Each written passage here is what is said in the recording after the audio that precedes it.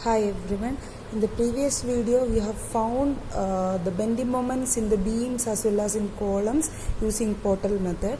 I have written all the values. This was our frame which has a span 6 meter, story height 3 meter, the top 2 stories, and at bottom story it was 4 meter, and we have found the bending moment values like this: 15 kilonewton meter, 45, 100, and for the beams 15 kilonewton meter, 60 kilonewton meter and 145 kilonewton meter. So, now I will show you how to draw the bending moment diagram for this corresponding portal frame. Okay, so let me draw the figure once again. So this is our portal frame with span 6 meters, stories height as shown in figure. Now look at this column. This is having a 100 kilonewton meter anti-clockwise moment at the bottom end.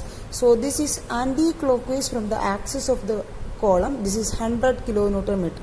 You may mark that value here, 100 kilonewton meter at the anti-clockwise direction from the axis of the column. So you may mark it here, and at this end again this is anti-clockwise from the axis, so mark it like this, and this is 100 kilonewton meter.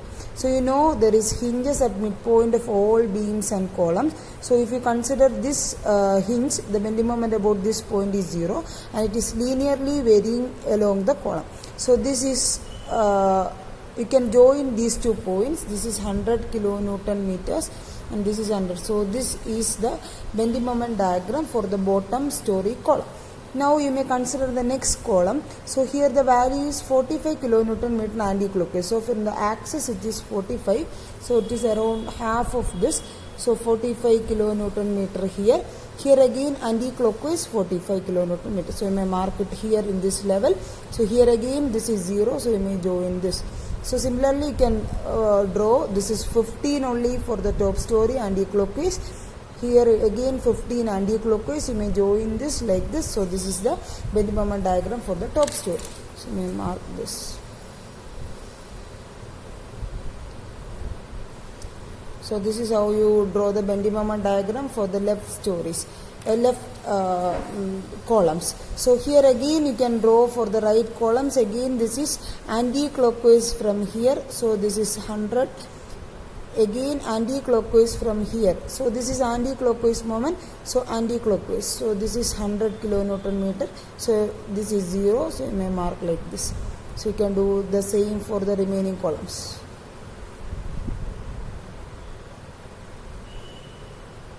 So this is only 15, this is 45, and this is 100 kilonewton meters. Hope this, I think this will be clear for you. So the next,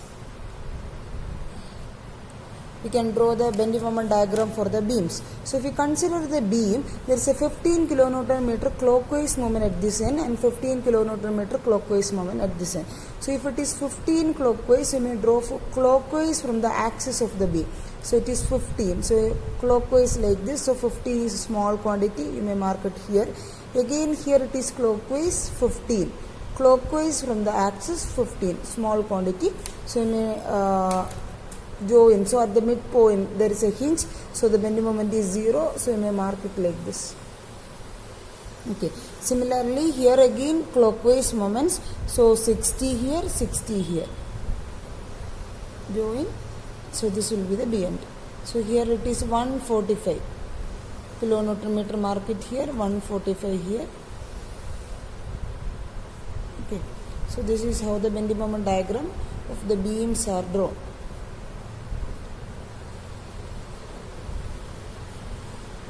Okay, so now we will discuss the next step. So the next step is step number 4, shear force in beams. So this was our portal frame, 6 meter span, 4 meter height at the bottom story, 3 meter, 3 meter, and we have found the column moments in the previous step.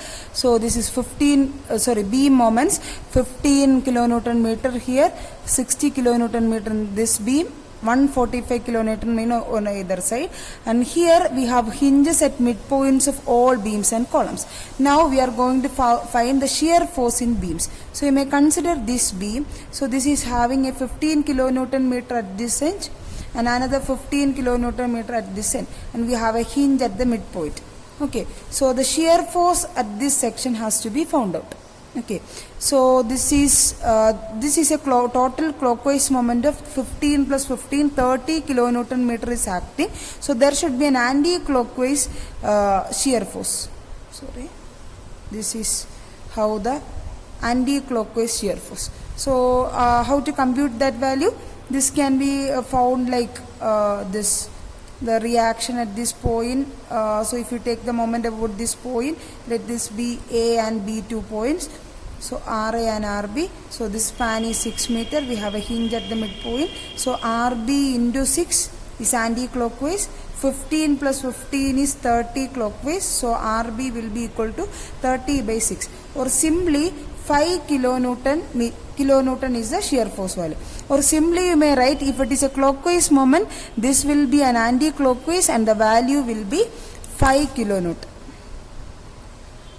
Okay, so this will be sum of the moments divided by the span. Sum is 15 plus 15 divided by span is 60, so 30 by 60.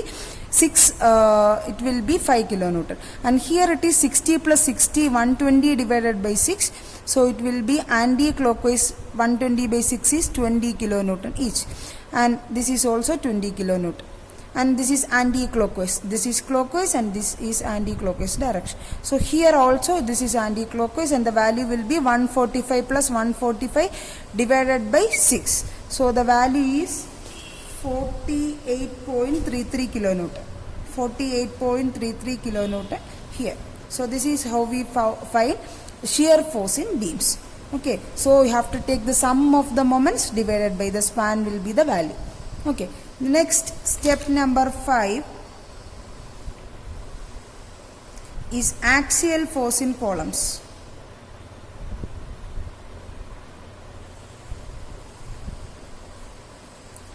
So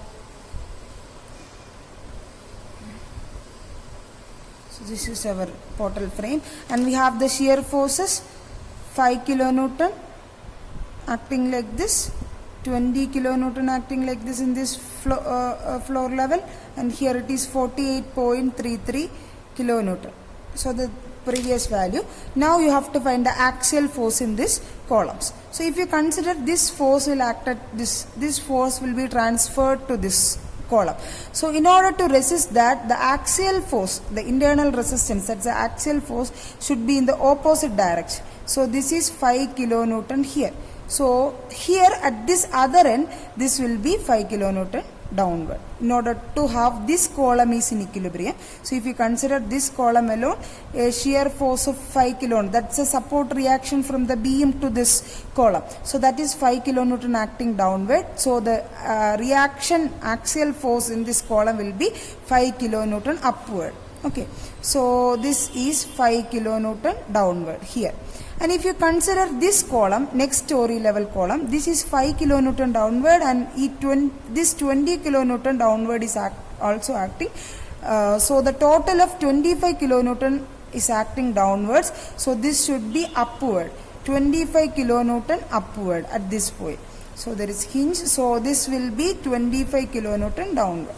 And at this point, 25 kilonewton and 48.33 is acting to the downward direction, and a total of 73.33 kilonewton is acting downward. Sorry, upward. 73.33 here and 73.33.